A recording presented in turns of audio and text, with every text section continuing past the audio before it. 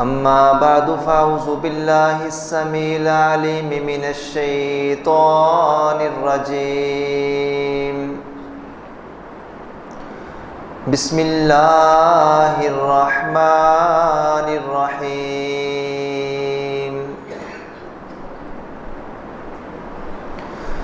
या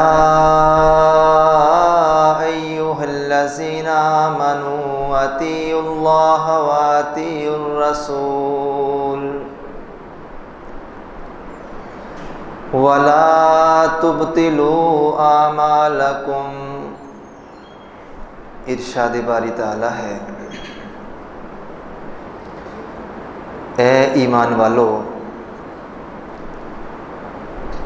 अल्लाह और उसके रसूल सल्लल्लाहु अलैहि वसल्लम के हुक्म पर ज़िंदगी गुजारो। अपनी मन मर्जी करके अपने अमलों को बर्बाद न करो। सदक़ल्लाहुल अज़ीम व सदक़ रसूलुहुन नबियुल करीम।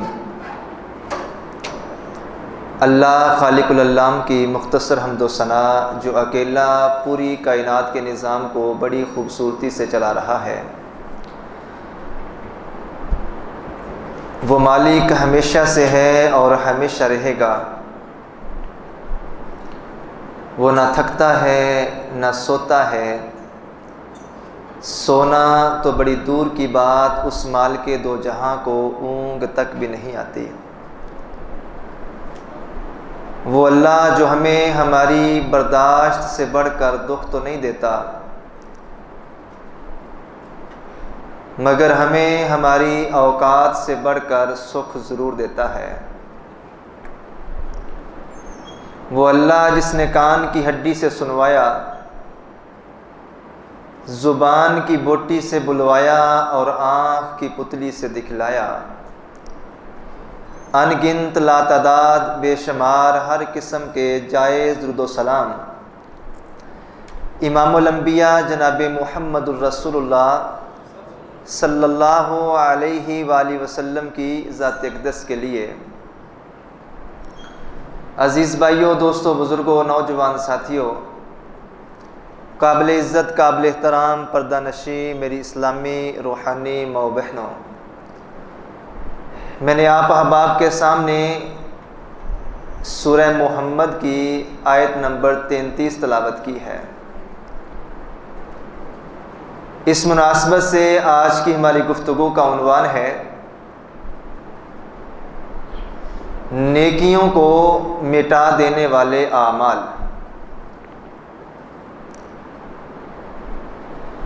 अल्लाह ताला ने हमें जो मुख्तसर सी ज़िंदगी दी है, अनकरीब इसका इख्तिताम मौत पे होने वाला है। दुनिया की कोई चीज़ दे दला के हम अपनी मौत को टाल नहीं सकते, लेकिन नेक आमाल ऐसी दौलत है जो मरने के बाद कब्र से लेकर हशर के मैदान तलक हमारी तरफ आने वाले हर आज़ाब को टाल सकते हैं।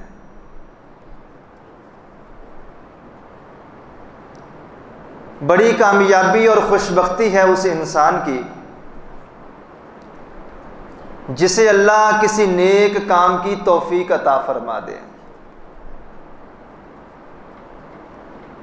और उससे बड़ी कामयाबी और मुकम्मल कामयाबी उसी इंसान की है जिसे अल्लाह नेकी की तौफीक अता फरमाए, फिर नेकी करने के बाद अपनी उस नेकी की वो हिफाजत करने वाला हो। बदकिस्मती से मैं और आप अपनी मौत और कब्र तक पेश आने वाले तमाम मामलात और तमाम ज़रूरियात और तमाम चीज़ों की हिफाजत करते हैं। कभी मैं और आप सफ़र पे निकलें तो बार बार गाड़ी में बैठ के हम अपनी जेब पे हाथ लगा के अपनी रकम को चेक करते रहते हैं। दुनिया की वो चीज़ जो मेरे लिए ज़रूरत की चीज़ है और मेरे लिए फ़ायदे की चीज़ है, मैं हर उस चीज़ की हिफाजत करता हूँ और इसको ज़रूरी समझता हूँ। लेकिन बड़ी बदबख्ती है कि जिस चीज़ ने मरने के बाद मेरा साथ देना है, मैंने कभी उस चीज़ की हिफाजत नहीं की। रसूलुल्लाह सल्लल्लाहु अलैहि वसल्लम के सहाबी अनस रज़ी अल्लाह तआला अन्हु बयान करते हैं कि मेरे नबी ने फरमाया, यत्तबिउल मय्यत सलासुन, 3 चीज़ें इंसान के करीब होती हैं जब इंसान मरने के करीब होता है। 3 चीज़ें इंसान के साथ होती हैं जब इंसान को कब्र में डाला जाने लगा। फयरजिउ इस्नानी व यबका वाहिदुन, अहलुहु व मालुहु व अमलुहु। जब इंसान की जान लेने के लिए मौत का फरिश्ता आता है तो 3 चीज़ें इंसान के उस वक़्त बड़ी करीब होती हैं।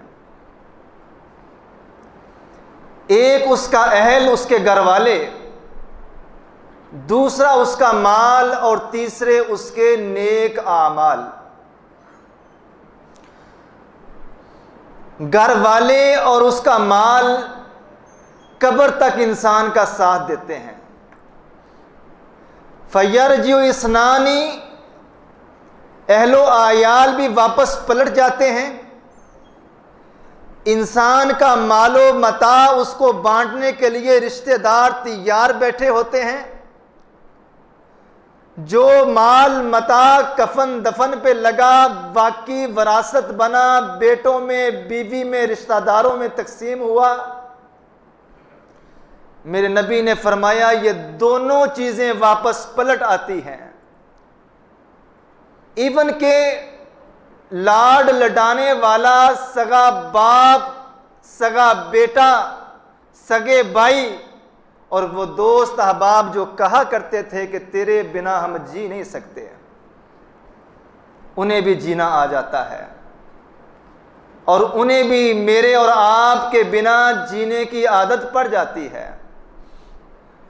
और मोहब्बत तो इतनी है कि कोई चंद लम्हे मेरी और आपकी कब्र में उतर के चंद लम्हे मेरे और आपके साथ बिताने के लिए तैयार नहीं है। और ये वो ऐसी जगह है जहां दिन के वक्त भी उस लहर को इंसान देखता है, उस लहर को देख के बंदे को खौफ आता है कि मेरा असल ठिकाना, मेरी असल आरामगाह, ये असल शहर खामोशा जहां मुझे मरने के बाद लिटा दिया जाएगा। ना कोई सुराग छोड़ा जाता है, ना कोई दरवाजा है, ना कोई खिड़की है, ना करवट बदल सकते हैं, ना बैठ सकते हैं। ये वो घाटी है जिसके मुतल्लिक मेरे और आपके नबी ने फरमाया, इस कब्र तक 3 चीजें आपके साथ जाएंगी, आपका अहलो आयाल, आपका माल, ये दोनों चीजें वापस पलटेंगी। व यबका वाहिदुन अमलुहु, और सिर्फ एक चीज कब्र के अंदर मेरे और आपके साथ बाकी रहने वाली है, वह अमलुहु, लोगों वो तुम्हारे अमाल हैं। ये वही अमाल हैं जिनके मुतल्लिक मेरे और आपके नबी ने फरमाया, लोगों जब अपने मरने वाले को कब्र में डाल दो, उस वक्त उसके लिए साबित कदमी की दुआ करो, क्योंकि उसका हिसाब व किताब शुरू हो चुका है। नेकियों को मिटा देने वाले आमाल जिनसे मैंने और आपने वो नेकियां जो अल्लाह के दरबार में कबूल हो चुकी हैं, जिस तरह कुछ नेकियां ऐसी हैं जिनके करने से इंसान के अल्लाह गुनाह माफ कर देता है, ऐसे ही कुछ अमल ऐसे हैं, कुछ गुनाह ऐसे हैं जो इंसान की नेकियों पर भी असरअंदाज होते। बड़ी मेहनत से इंसान नेकियों की लड़ी को परोता है और जाने अनजाने में नेकियों के थैले में हम सुराख करते चले जाते हैं और नेकियों की ये माला कैसे टूट जाती है हमें इल्म ही नहीं होता। पूरी दिलजमी से तशरीफ़ रखें, अगर मेरे मालिक ने चाहा तो ज़रूर फ़ायदा होगा। रसूल करीम सल्लल्लाहु अलैहि वसल्लम और अल्लाह के कुरान से ऐसे बहुत से आमाल हमें मिलते हैं जो हमारी नेकियों को दीमक की तरह खा जाते हैं, जो अल्लाह की नाराज़गी का बायस बनते हैं। और ऐसी नेकियां जो अल्लाह ताला ने कबूल कर ली होती हैं, उन नेकियों को तबाह बर्बाद करके और मिटा के और धो के रख देते हैं। नंबर 1, अल्लाह के कुरान ने फरमाया सूरह इनाम में आयत नंबर 88, 18 नबियों का नाम लेके अल्लाह ताला ने फरमाया वलौ अशरकू लहाबित अन्हुम मा कानू यामलून।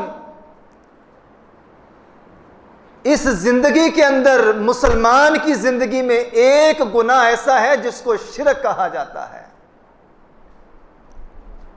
शिरक का माना है कि रब्बे किबरिया की ज़ात, रब की सिफात और रब के करने के जितने भी काम हैं, ये ईमान, ये यकीन, ये तवक्कल, इंसान का ये भरोसा हो जाए कि शिफा अल्लाह देता है तो किसी और जगह से भी शिफा मिल सकती है। औलाद देना मेरे रब का काम है, किसी जगह पे जाऊं, मन्नत मानो, कोई देग चढ़ाऊं तो वहां से भी औलाद मिल सकती है। नफा नुकसान मेरे रब के हाथ में है। ये सोच, ये फिक्र, ये अकीदा अगर बन जाए कि ये तावीज़ लेके बटुए में दुकान में लटका लूं, घर में अपनी अलमारी में रख लूं तो नुकसान से बच सकता हूं, ये धागा, ये छल्ला, ये कड़ा अपने जिस्म के साथ लगाऊं, पहनूं तो इससे मैं नुकसान से, बीमारी से बच सकता हूं। हर वो काम जो मेरे अल्लाह के करने वाला है, बल्कि कायनात का हर काम ही मेरे अल्लाह के करने वाला है। अगर मैं ये सोच, ये फिक्र रख लूं कि ये काम किसी और जगह से भी हो सकता है, लोगों इसी को शिरक कहा जाता है। और आज उम्मते मुसलमा की कसीर तादाद जाने अनजाने में शिरक की दलदल के अंदर फंसती चली जा रही है।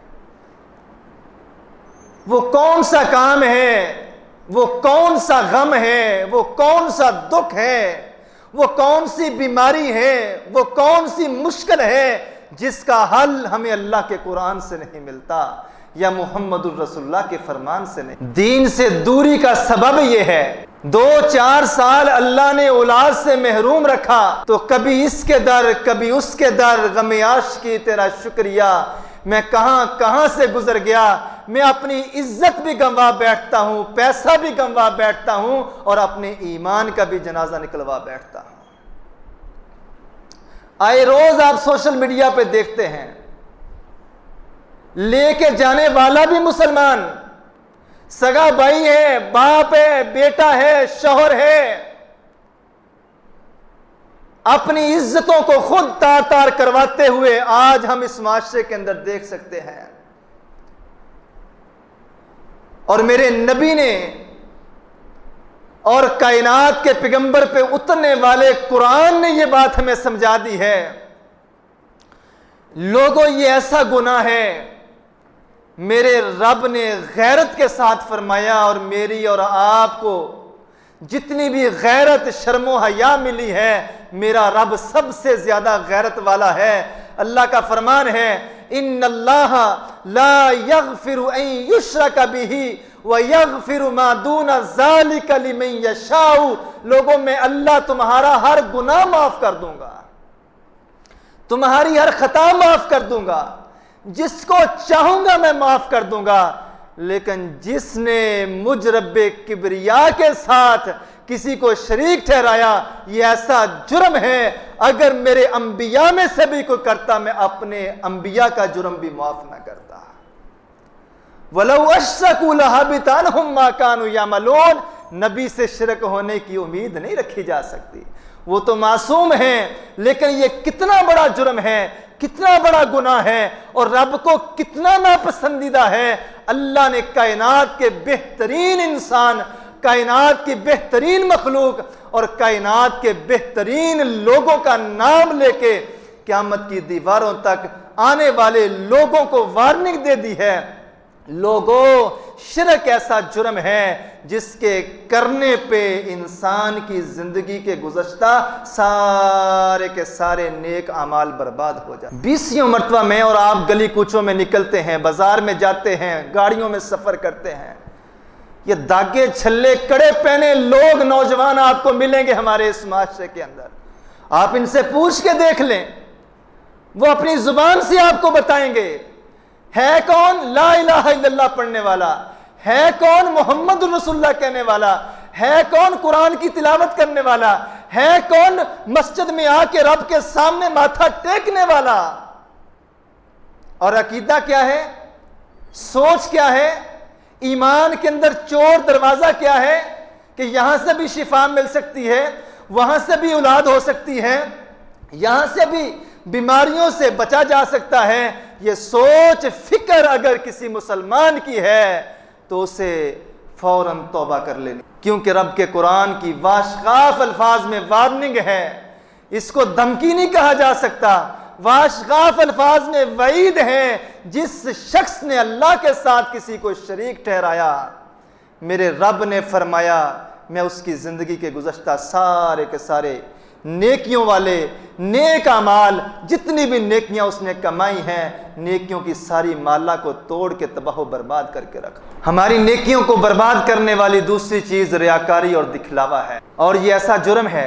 इमाम सुफियान सौरी राहिमहुल्लाह कहा करते थे, मैंने तमाम बुराइयों पे, गुनाहों पे बड़ी आसानी से काबू पा लिया, लेकिन दिखलावा और रियाकारी ये ऐसा जुर्म है, मुझे इस पे काबू पाने में बड़ा टाइम लगा। इंसान बेसिकली तारीफ पसंद है, चाहता है कि मुझे अप्रिशिएट किया जाए, चाहता है कि मेरी कारकर्दगी को सराहा जाए, चाहता है कि मैं लोगों की नजरों का तारा बन जाऊं, चाहता है कि ज्यादा से ज्यादा लोग मुझे जानने वाले हों और जानने वाले भी हों, और मेरी पहचान मुआशरे में एक करते डरते इंसान की तरह होनी चाहिए। लोगों के दरमियान जो मेरी इज्जत वकार और मेरी जान पहचान हो, वो कुछ इस अंदाज से हो कि बाकियों से अलग और मुनफरिद नजर। इवन कि नमाज पढ़ते हुए भी हम इस बीमारी का शिकार हो जाते हैं। ये इतनी बारीक बीमारी है और इतना बड़ा जुर्म है जो इंसान की नेकियों को रौंद के रख देने वाली है। बड़ी अच्छी तरह 2 रकत नमाज पढ़ने के लिए खड़ा हुआ था, 1 रकत पढ़ी है, जल्दी जल्दी रुकू, जल्दी जल्दी सजदा। जिस तरह पहले इसका अंदाजा नमाज पढ़ने का, अब दूसरी रकत के लिए खड़ा ही हुआ है, पास आके कोई उस्ताद बैठ गया, कोई मोहल्लेदार बैठ गया, कोई जानने वाला बैठ गया, सोच और फिक्र क्या हुई, बदल गई। दूसरी रकत में मुतमईन नजर ही बदल गया कि यार आके पास बैठने वाला क्या सोचेगा कि कितनी तेज तेज पढ़ रहा हूं, अब इसका रुकू भी लंबा, सजदा भी लंबा, नमाज में ठहराव आ गया। इसी को रियाकारी कहा जाता है, इसी को दिखलावा कहा जाता है। एक काम जो मैं अल्लाह के लिए कर रहा था, सोच फिक्र ये आ गई कि लोग मुझे अच्छा कहें।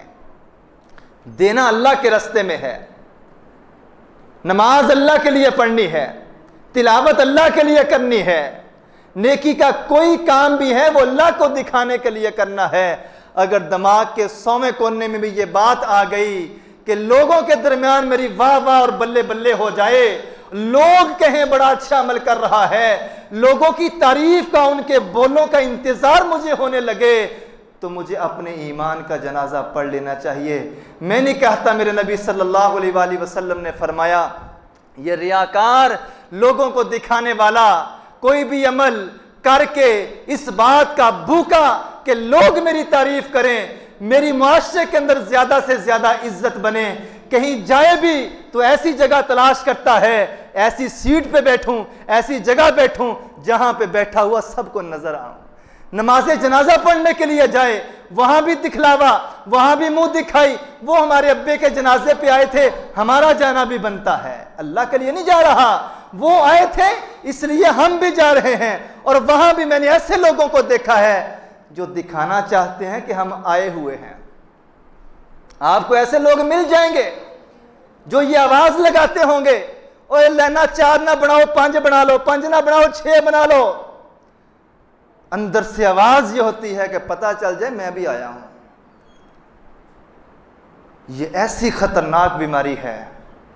मेरे नबी सल्लल्लाहु अलैहि वसल्लम ने फरमाया, जब अल्लाह लोगों को उनकी नेकियों का, अमलों का अजर सवाब देने लगेगा तो ये रियाकार भी खड़े होंगे, ये दिखलावा करने वाले भी खड़े होंगे। अल्लाह क्या बोलेंगे, अल्लाह क्या फरमाएंगे? आवाज क्या आएगी?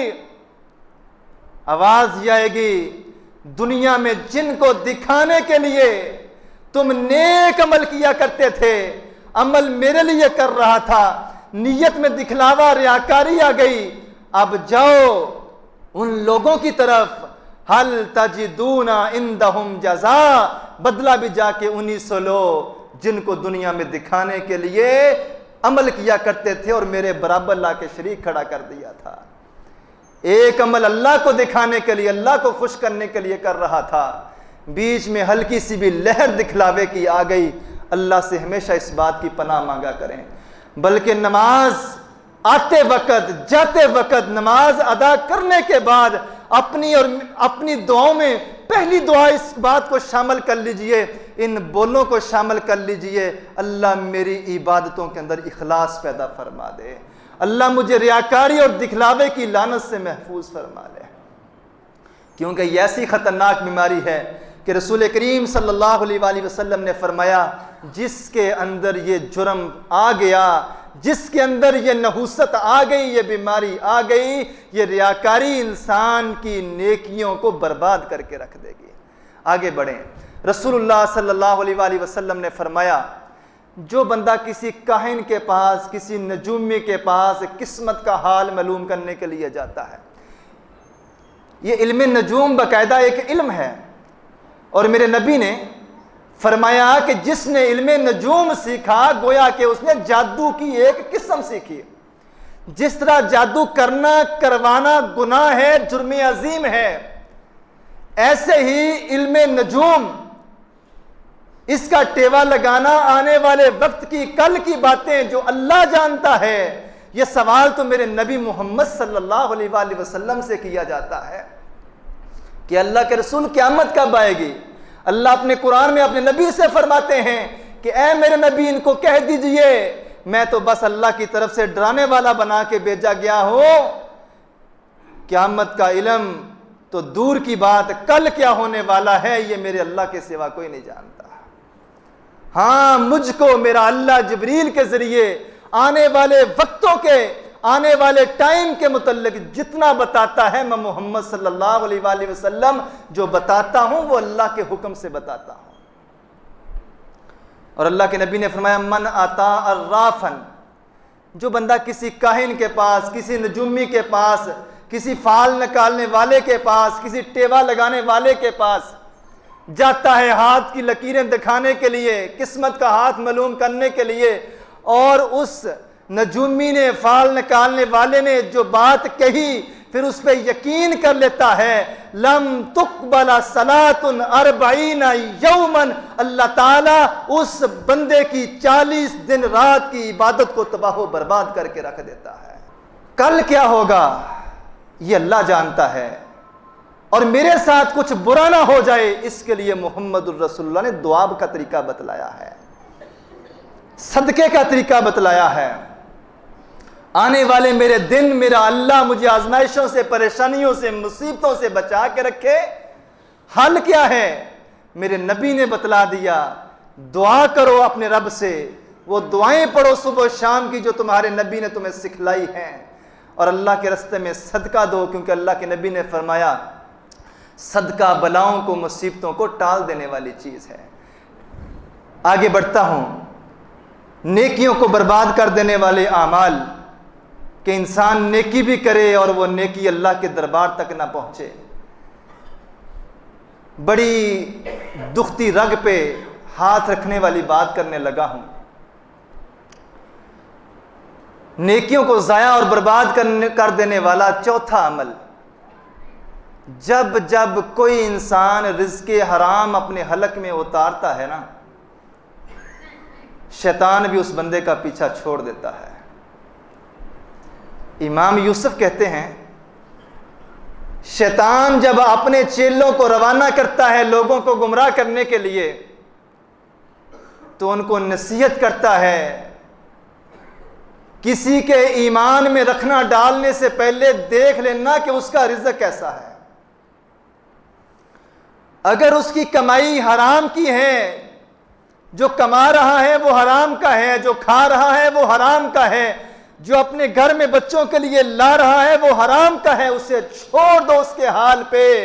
हमें उसका पीछा करने की जरूरत नहीं है, क्योंकि अल्लाह ने अपने कुरान में यह बात फरमा दी है, या अय्युहर रुसुल कुलू मिनत तय्यिबाति वअमलू सालिहा। ए मेरे अंबिया की जमात, नेक अमल बाद में करना, साले अमल बाद में करना, नेकियां बाद में करना। कुलू मिनत तय्यिबात, पहले अपने खाने के मामले को चेक कर ले। अंबिया की जमात को अल्लाह ताला अगर किसी बात का हुक्म दे रहा है तो ये दरअसल क़यामत तक आने वाले इंसानों और ईमान वालों के लिए हुक्म होता है। नबियों की जमात से भी अल्लाह ताला ने फरमा दिया, ए मेरे नबियों की जमात, ए मेरे प्यारे पैगंबर मुहम्मदुर रसूलुल्लाह सल्लल्लाहु अलैहि वसल्लम, कुलू मिनत तय्यिबाति वअमलू सालिहा।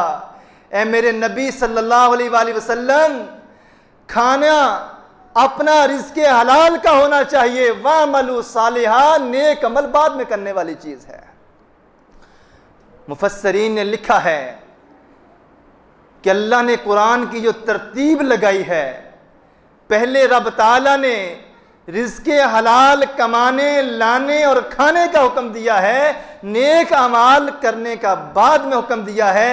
पता यह चला किसी भी शख्स के नेक अमाल भी उस वक़्त तक अल्लाह कबूल नहीं फरमाता जब तक वो कमा के हलाल ना लाए, अपने बच्चों को हलाल ना दे, अपने हलक में रिज़्क़े हलाल ना उतारे। अल्लाह के नबी ने फरमाया, मनिश्तरा सौबन बि अशरति दराहिमा, जो बंदा 10 दिरहम का कपड़ा लेके अपने जिस्म पे डालता है, उन 10 दिरहमों में 9 दिरहम हलाल के हैं, सिर्फ 1 दिरहम हराम का है। और 1 दिरहम की बिना पर जो कपड़ा उसने लिया है 10 दिरहम का, 9 दिरहम हलाल के, 1 दिरहम सिर्फ हराम का है। जब तक ये 10 दिरहम का लिया हुआ कपड़ा जिसमें सिर्फ 1 रुपया हराम का है, मेरे नबी ने फरमाया, जब तक ये कपड़ा पहनने वाला कपड़ा पहनेगा, अल्लाह ताला उस इंसान की कोई इबादत, कोई नेकी, कोई दुआ कबूल नहीं फरमाता। रिज़्क़े हराम हमारी नेकियों को बर्बाद कर देने वाली चीज है। रिज़्क़े हराम ऐसी चीज है जो इंसान की किसी नेकी को कबूल ही नहीं होने देती। आगे बढ़ता हूं। नंबर 5, नेकियों को ज़ाया और बर्बाद कर देने वाले आमाल में से एक अमल यह है कि मैं अपनी अना का मसला बना लूं। एक हुक्म मुझे मेरे रब के कुरान ने दिया है, मुहम्मदुर रसूलुल्लाह ने अपने फरमान के अंदर दिया है। मैं कहूं बात तो ठीक है, लेकिन मैं अपनी अना का मसला बनाते हुए अपनी उस कता ताल्लुकी को ख़त्म नहीं करता, नाराज़गी को ख़त्म नहीं करता, रिश्तेदारों से कट के दूर रहता हूँ। रसूलुल्लाह सल्लल्लाहु अलैहि वसल्लम ने फरमाया, सही मुस्लिम की हदीस है, अबू हुरैरा रज़ी अल्लाह तआला अन्हु हदीस के रावी हैं, कहते हैं, तुफ्तहु अबवाबुल जन्नह यौमल इस्नैन व यौमल खमीस, हर सोमवार और जुमेरात, एक हदीस के अल्फाज हैं, हर सोमवार और जुमेरात जन्नत के दरवाजे खोले जाते हैं। एक हदीस के अल्फाज हैं कि लोगों के अमाल अल्लाह के दरबार में पेश किए जाते हैं। फयुगफरु लिअब्दिन ला युश्रिक बिल्लाहि शैया, हर उस बंदे को मुआफ कर दिया जाता है जिसने अल्लाह के साथ शिरक ना किया हो। इल्ला रजुलन कानत बैनहु व बैन अखीहि शहना, मगर इस रुए जमीन पर वो दो मुसलमान जो आपस में लड़े हुए हैं, नाराज हैं, गुस्से हैं, उनका नामा अमाल भी सोमवार और जुमेरात को हफ्ते में 2 दिन अल्लाह के दरबार में पेश हो रहा है। और अल्लाह अपने फरिश्तों से क्या कहते हैं, उन्जुरू हाज़ैनी हत्ता यस्तलिहा, इन दोनों का नामा अमाल मेरे सामने ना करो जब तक ये दोनों आपस में सुलह नहीं कर लेते। ये अल्फाज अल्लाह के नबी ने 3 बार दोहराए, और अल्लाह के नबी को 3 बार दोहराने के लिए जबरील ने बोला, और जबरील को 3 बार दोहराने के लिए रब्बे अर्शे करीम ने बोला कि मैं अल्लाह उस वक़्त तक किसी मुसलमान का नामा अमाल देख के उसको माफ नहीं फरमाता, उसकी नेकी को कबूल नहीं फरमाता जब तक ये दोनों आपस में मिल ना जाएं, नाराजगी खत्म ना कर दें, कता तल की छोड़ ना दें, आपस में मिल ना जाएं। रसूलुल्लाह के इस फरमान से हमें पता चलता है कि इंसान की नेकियों को, इंसान के नेक आमाल को बर्बाद कर देने वाली एक चीज मेरी आना है, मेरी नाराजगी है, मेरी गुस्से होना है, जो मैं 1 नहीं 2 नहीं 5 साल से मुसलमानों से नाराज बैठा हूं। एक ही मां की छाती से दूध पीकर जवान होने वाले 2 सगे भाई ऐसे माशरे में आपको मिलेंगे जो 4 साल से 5 साल से नाराज बैठे हुए हैं। नमाजें भी चल रही हैं, इबादतें भी चल रही हैं, दुआएं भी चल रही हैं, तलावतें भी चल रही हैं, लेकिन क्या करेंगे रसूलुल्लाह के इस फरमान को? मेरे नबी ने फरमाया ला यहिल्लु लिमुस्लिमिन अन यहजुरा अखाहु फौका सलास, किसी मुसलमान के लिए यह बात जायज ही नहीं है कि 3 दिन से ज्यादा अपने जाती दुनियादारी के किसी मसले की बिना पर, इज्जत बेइज्जती की बिना पर अपने मुसलमान भाई से 3 दिन से ज्यादा कट के रहे, नाराज होकर रहे। नुकसान क्या होगा? 3 दिन के बाद पूरे वसूख के साथ, पूरी जिम्मेदारी के साथ रसूलुल्लाह की यह हदीस मैं आपके सामने बयान कर रहा हूं, सही मुस्लिम की हदीस है। मेरे नबी ने फरमाया जब तक ये दोनों सुलह ना कर लें अल्लाह ताला इसके नामा अमाल को देखता भी नहीं है, और फरिश्तों से फरमाता है जब तक ये मिल ना जाए मैं अल्लाह इन दोनों को माफ नहीं फरमाऊंगा। अब मुझे और आपको फैसला करना है, अपनी अना को बरकरार रखना है या रब्बे अर्शे करीम को की नाराजगी को मोल लेना है। मैंने अपने दिल की माननी है या अपने नबी की बात माननी है? अगर मैं अपने दिल की बात मान के कि इसने फलां मौके पे मुझे ये कहा, मुझे ये बात कर दी, इसकी ये बात मुझे तकलीफ दी, नो डाउट लफ्ज आतिशफशा नहीं होते, लहजे आग लगा के रख देते हैं। कभी कभी किसी के बोल इंसान भुलाना भी चाहे तो नहीं भूल पाता। कभी कभी ज्यादती करने वाला इस हद से गुजर जाता है कि उसका नाम लेने को भी दिल नहीं करता। लेकिन मैं और आप जिस दीन को मानने वाले हैं उस दीन ने हमें बर्दाश्त का और सब्र का हुक्म दिया है। काम मुश्किल है लेकिन बदले में रब ताला ने बख्शिश का और जन्नत में दाखिले का सर्टिफिकेट भी दिया है। काम मुश्किल है लेकिन बदले में मेरे मोहम्मद रसूलुल्लाह सल्लल्लाहु अलैहि वसल्लम ने अपनी सच्ची और सुच्ची जुबान से बख्शिश की नवीद और खुशखबरी भी सुनाई है। होता कुछ भी नहीं है। कभी कभी जब हम किसी से नाराज होते हैं तो दिन के 24 घंटों में एक बार हमारे दिमाग में ये बात क्लिक जरूर करती है, यार छड्डो परे, मिट्टी पाओ, खत्म करो इस मामले को, नाराजगी को खत्म करो। हमारे अंदर एक इंसान है, जमीर है, वो सुलह करना चाहता है, लेकिन मैं अपनी अना का मसला बना के 2 कदम आगे नहीं बढ़ता, अपने हाथ को आगे नहीं बढ़ाता। और होता क्या है, जब अना का मसला परवान चढ़ता है और ये तूल पकड़ता है, वो कहने वाले ने बड़ी प्यारी बात कही है, वफा के लहजे में उनको मना लेते तो अच्छा था।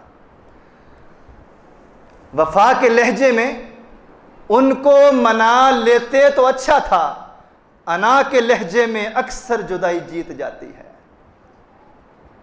कुछ वो खिंचे खिंचे से रहे, कुछ हम तने तने से, इसी कश्मकश में टूट गया रिश्ता चाह का। ये अना का जो मसला है ना, ये मियाँ बीवी को दूर कर देता है, बाप बेटे को दूर कर देता है, भाई भाई को दूर कर देता है। हमें अपने अंदर बर्दाश्त पैदा करनी है और अपने अंदर मुआफ़ करने का जज्बा पैदा करना है, क्योंकि रब के कुरान की आयतें गलत नहीं हो सकती। अल्लाह फरमाते हैं वल काज़िमीनल गैज़ वल आफ़ीना अनिन नास, गुस्से को पी जाने वाले और लोगों को माफ़ कर देने वाले मुझ रब्बे अर्शे करीम का ऐसे बंदे से वादा है कि मैं अल्लाह इस बंदे के गुनाहों को माफ़ फरमा दूंगा।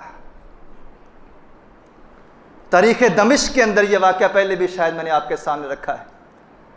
तारीख़ दमिश्क के अंदर इमाम इब्न असाकिर सहाबी रसूल अबू दरदा रज़ी अल्लाह तआला अन्हु का वाक़या बयान करते हैं। ये अबू दरदा रज़ी अल्लाह तआला अन्हु बिस्तर मरग पे लेटे हुए हैं, जिंदगी और मौत की कश्मकश के अंदर मुब्तला हैं, चंद लम्हों के मेहमान हैं। अपने बेटों से कहते हैं मेरे बेटो मेरे दमून को मेरे पास लेके आओ। दमून इनके खच्चर का नाम था और अरब के लोग अपने जानवरों के, अपने ऊँटों के, अपने घोड़ों के, अपनी सवारियों के नाम रखा करते थे और आज भी रखते हैं। और इनके खच्चर का नाम था दमून। बेटों ने कहा अब्बा जान, इस बीमारी के आलम में ना आपने कहीं जाना है, ना आपने सफ़र करना है, ना आप कुछ कर सकते हैं, ना सवार हो सकते हैं, आखिर इस टाइम दमून से क्या कहना है आपने, दमून का क्या करना है। कहा नहीं बेटो, तुम जाओ और दमून की रस्सी पकड़ के मेरे पास लेके आओ। जब दमून को लाया जाता है, खच्चर की रस्सी पकड़ी हुई है, बेटों से कहते हैं मुझे उठाओ, बिठाओ और मुझे टेक लगवाओ। जब टेक लगा के बिठाया जाता है, सैयदना अबू दरदा रज़ी अल्लाह तआला अन्हु एक जानवर से बातें कर रहे हैं।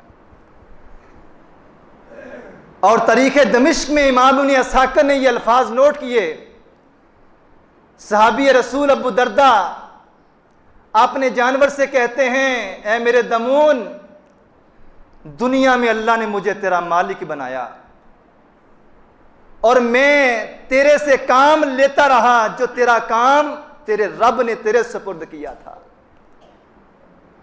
मैंने कभी तुझ पे तेरी ताकत से ज्यादा बोझ नहीं डाला, मैंने हमेशा तेरी धूप छांव का ख्याल रखा है, मैंने हमेशा तुझे टाइम पे चारा डाला है। अगर कोई तुझे उधार मांगने के लिए मेरे पास आता तो मैं उसे कहता मेरा खच्चर, मेरा दमून इतना बोझ उठा सकता है, खबरदार मेरे दमून पे इससे ज्यादा बोझ ना डालना। लेकिन ऐ मेरे दमून, मुझे लगता है कि मैं दुनिया से जाने वाला हूं। बहसियत इंसान, इंसान से कमी बेशी हो ही जाती है। मैंने हर तरह से तेरा ख्याल रखा, हर तरह से तेरी हिफाजत की, इसके बावजूद भी ऐ मेरे खच्चर, ऐ मेरे दमून, अगर मुझ अबू दरदा से, नबी के सहाबी से तेरे साथ कोई ज्यादती हो गई हो तो मैं अबू दरदा तुझ खच्चर से माफी मांगता हूं। ला तुखासिमुनी इंद रब्बी यौमल क़ियामा, मरने से पहले पहले मैं अबू दरदा तुझसे माफी मांगता हूं। कल अल्लाह के दरबार में क़यामत के दिन मेरे बारे में मेरे रब को शिकायतें ना लगाना। ला तुखासिमुनी इंद रब्बी यौमल क़ियामा। ये कैसे लोग हैं जिनको अपनी नेकियों की फिक्र है, कि नेकियां कर लेने के बाद इनकी हिफाजत कैसे करनी है। वो हर उस काम से बचते थे जो हमारी नेकियों को बर्बाद कर देने वाली थी। वो हर उस अमल से बचते थे जिससे नेकियां ज़ाय होने का खतरा था।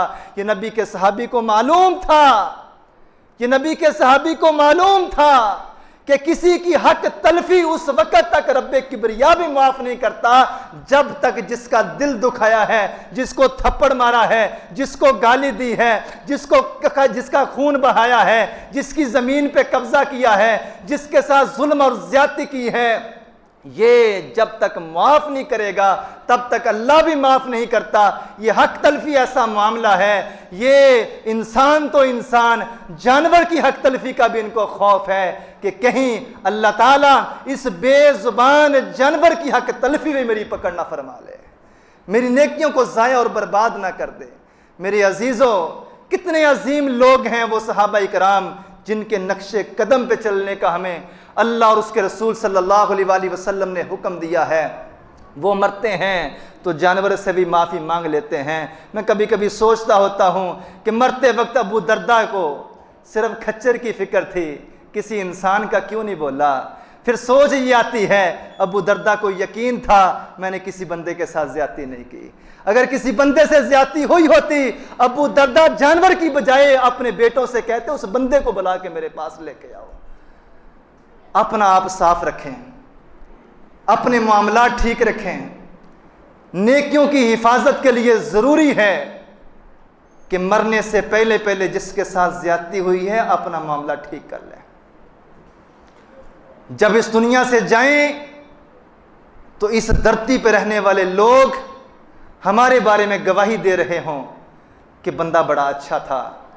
अगर 3 लोगों ने भी गवाही दे दी, मेरे नबी ने फरमाया जिसके जाने के बाद, मरने के बाद 3 बंदे इस रुए ज़मीन के इस धरती पे जीने वाले कह दें कि इसका चाल चलन अच्छा था, मिलन अच्छा था, अखलाक अच्छा था, सीरत अच्छी थी, किरदार अच्छा था, मेरे नबी ने फरमाया तुम्हारी ज़ुबान की मिठास की बिना पर, तुम्हारे नेक चाल चलन की बिना पर इस रुए ज़मीन के तेरे जाने के बाद 3 लोग गवाही दे दें, इन 3 की गवाही पे अल्लाह ताला तुझे माफ़ फरमा के अपनी जन्नत में दाखिल कर देगा। अल्लाह मालिक से दुआ है जो सुना है सुनाया है अल्लाह इस पर अमल करने की तौफीक अता फरमाए। व आखिरु दावाना अनिल हम्दुलिल्लाहि रब्बिल आलमीन।